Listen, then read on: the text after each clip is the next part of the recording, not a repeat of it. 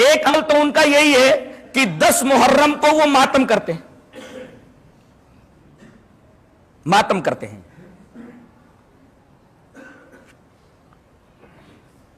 ماتم کب سے شروع ہوا؟ 291 سال کے بعد۔ کس کے 291 سال کے بعد؟ میدان کربلا میں حضرت حسین کے شہید ہو جانے کے 291 سال بعد معز الدولہ دیلمی نے 352 ہجری کے اندر ماتم حسین کو ایجاد کیا کہ حسین کے نام پہ ماتم کیا جائے، اور اس ماتم کا دن اس نے محرم کی 10ویں تاریخ متعین کی۔ ظاہر ہے کہ کربلا کے واقعے کے 291 سال کے بعد سن 352 ہجری کے اندر معز الدولہ دیلمی جب ماتم حسین کو ایجاد کرتا ہے، اس کا مطلب یہ ہوا کہ اس سے پہلے یہ چیز نہیں تھی اور اس کو یہ دین شمار کرتے ہیں۔ ظاہر ہے کہ یہ بدعت ہوئی اور اس حدیث کے بالکل خلاف۔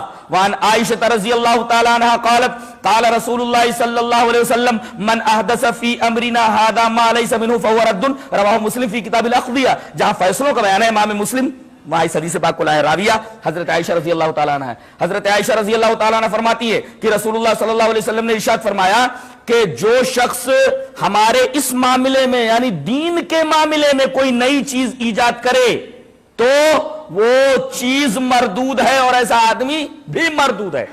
یہ روایت امام مسلم کتاب الاقضیہ میں ہے۔ جہاں تک عمل کا مطلب ہے، عمل کے بارے میں دیکھیں، وعن عائشہ رضی اللہ تعالی عنہ ان رسول اللہ صلی اللہ علیہ وسلم قال من عمل عملا ليس عليه امرنا فهو رد، رواہ مسلم فی کتاب الاقضیہ۔ حضرت امام مسلم اس حدیث پاک کو ایسے کتاب الاقضیہ میں لائے۔ حضرت عائشہ فرماتی ہے کہ رسول اللہ صلی اللہ علیہ وسلم نے ارشاد فرمایا کہ جو آدمی ایسا عمل کرے جس کے اوپر ہماری مہر نہیں ہے تو وہ عمل مردود ہے۔ ظاہر ہے کہ یہ نبی کے زمانے کے بہت بعد ایجاد ہوا اور اس کو یہ لوگ عبادت کہتے ہیں، دین سمجھتے ہیں۔ ظاہر ہے کہ یہ دین میں ایک نئی چیز ہے جو نبی کے زمانے میں نہیں تھی، صحابہ کے زمانے میں نہیں، بدعت ہوئی اور اس بدعت کو یہ عبادت کہتے ہیں۔ یہاں تک کہ 10ویں محرم کے ماتم کو تمام عبادتوں سے افضل سمجھا جاتا ہے۔ میں نے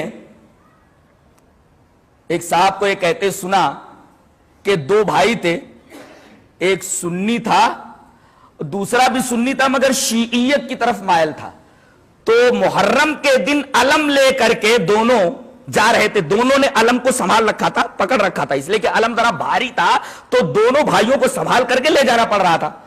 اچانک عصر کی اذان ہو گئی تو وہ بھائی جو سنی تھا اس نے کہا کہ تو علم کو پکڑے رہے، میں ذرا نماز پڑھ کر کے آتا ہوں۔ وہ کہتا ہے کہ ارے اس کو چھوڑ کر کے تو نماز پڑھنے جائے گا؟ اتنی بڑی عبادت کو چھوڑ کر کے تو نماز پڑھنے جائے گا؟ اللہ، اس کا مطلب یہ ہوا کہ یہ علم اٹھانا یہ نماز پڑھنے سے بھی اعلیٰ اور افضل کام ہے۔ انہوں نے اس بدعت کو ایک بہت بڑی عبادت کا درجہ دے دیا ہے جو ان دونوں حدیثوں کے تناظر میں بدعت ٹھہرتی۔ اور اس ماتم کے اندر یہ اپنے سینوں کو پیٹتے ہیں، سینہ کوبی کرتے ہیں، اپنے کپڑے پھاڑتے ہیں، گالوں کے اوپر تماچے مارتے ہیں۔ یہ تمام حرکتیں جائز ہیں؟ آئیے یہ حدیث دیکھتے ہیں۔ وعن عبد اللہ رضی اللہ تعالیٰ عنہ قال قال النبی صلی اللہ علیہ وسلم لیس منا من لطم الخدود وشق الجیوب ودعا بدعوى الجاہلیہ، رواہ البخاری فی کتاب الجنائز۔ حضرت امام بخاری سے حدیث پاک سے کتاب الجنائز کے اندر راوی حضرت عبداللہ ابن مسعود ہے۔ حضرت عبداللہ ابن مسعود فرماتے ہیں کہ نبی کریم صلی اللہ علیہ وسلم نے ارشاد فرمایا وہ آدمی ہم میں سے نہیں جو گالوں پر تماچا مارے۔